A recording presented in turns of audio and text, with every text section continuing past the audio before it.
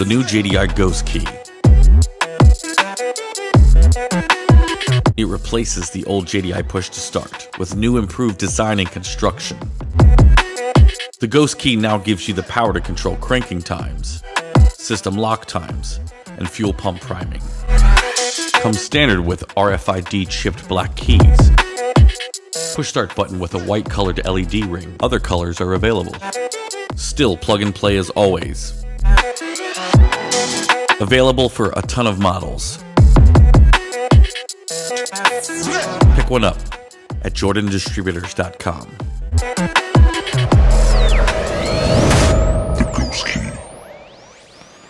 What up, ladies and gentlemen, boys and girls? Welcome back to another video. Thank you so much for tuning in. Check these clips out real quick, and then we'll meet you right back.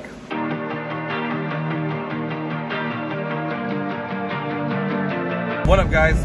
I'm on the road to pick up a new set of wheels, and we're getting crazy here with the driving, so I'll explain more when I get there.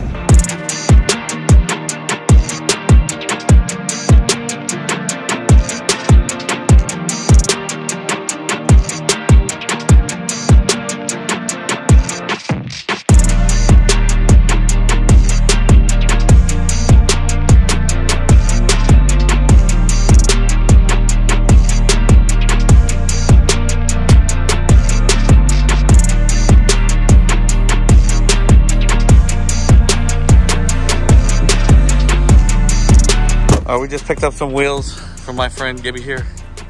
Thanks, man. Appreciate it. Be safe. Be careful. So if you couldn't tell, obviously I picked up some fresh new wheels for the DA. Super excited. Let's take a look at them.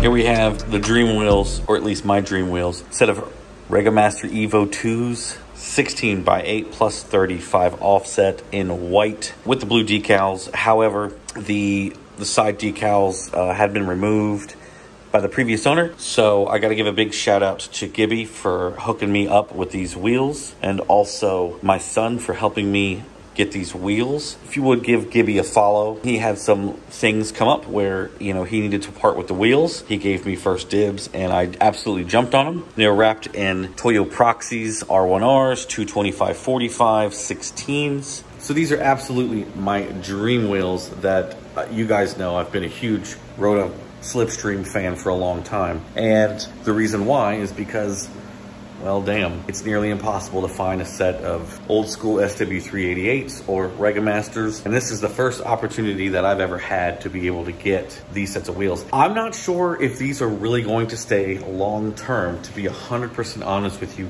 I want to, I hope I get to keep these wheels forever, which would be awesome. But there is some things about this that, I don't know. I think that maybe in a perfect world, I'd prefer maybe the 16x7s.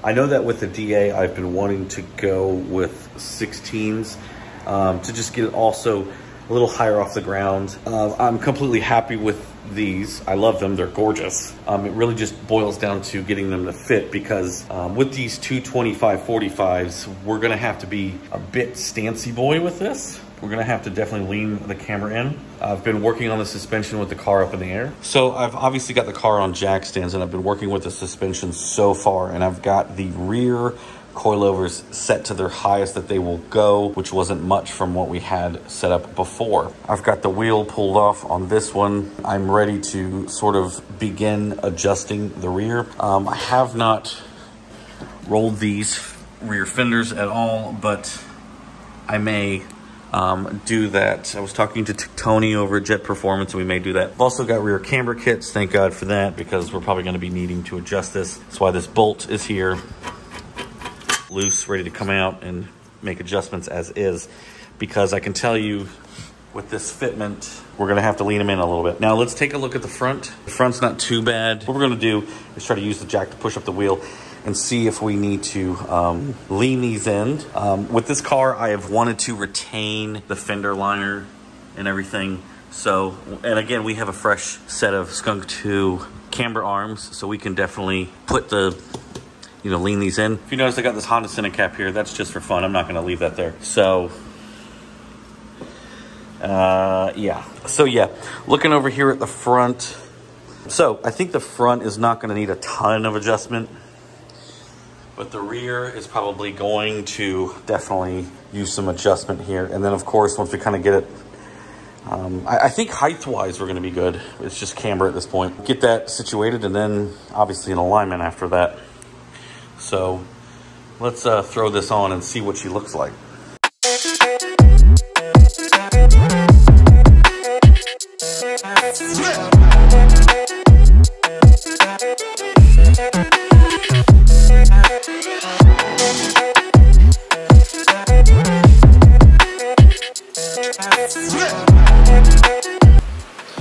She's wanting to stop right there.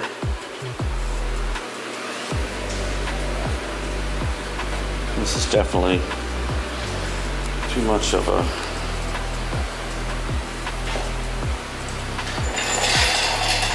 So I think we're actually just going to throw the front on, put it on the ground and see what it looks like from there. Yeah, again, we got the front wheels on. I'm just going to go with it. I'm going to get it on the ground and see what we're looking like. I am going to go ahead and turn in the rear camber just a little bit and see what we're looking like from there.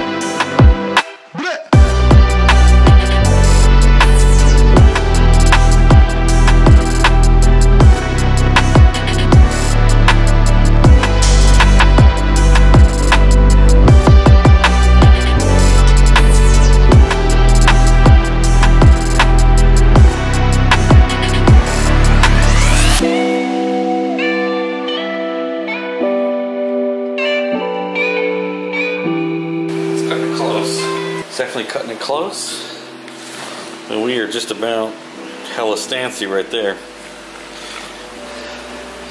So she's definitely gonna hit. If I've also got the suspension on full stiff in the rear, so definitely need to roll these, but I'm just gonna move it on. I'm gonna work on the other side now.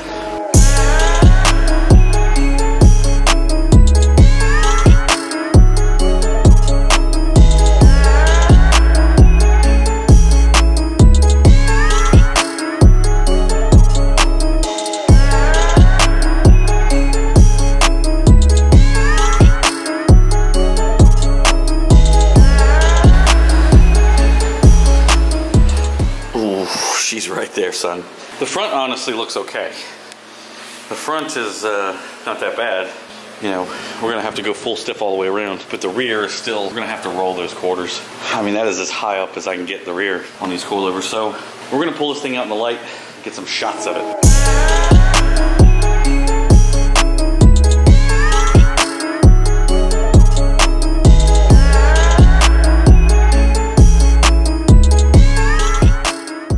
All right, so we're kind of picking back up the next day. So picking back up, we have some concerns in the rear. It is touching, it is scrubbing. This is as high as the coilovers go on this. And it honestly looks phenomenal, but these are not rolled, so it is sitting on that. So I'm gonna jack the rear up, lean the camber. I might actually tighten the preload a little bit and see if that helps at all. The front honestly looks damn near perfect, although it is a little high. I just wish I could get a little higher in the rear. I'm gonna jack the rear up, make a couple more adjustments, and then we'll take a look at the car then. All right, so just got finished leaning the camber in a little bit more, and I actually tightened the preload hand tight. I didn't, you know, over tighten the preload, but I just tightened the preload so that it was hand tight, just to see if it'll give me any more clearance at all, and you know, leaned them in some more. So hopefully as I lay it down on the ground, it should lean these rear tires in for now until I can get them rolled.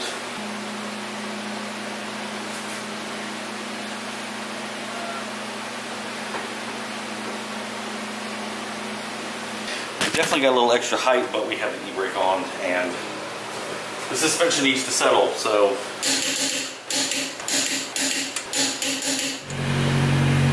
okay, we definitely got some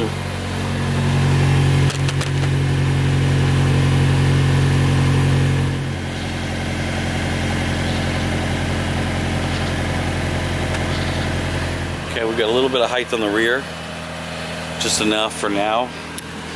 And again, we're going to be still adjusting this some more. We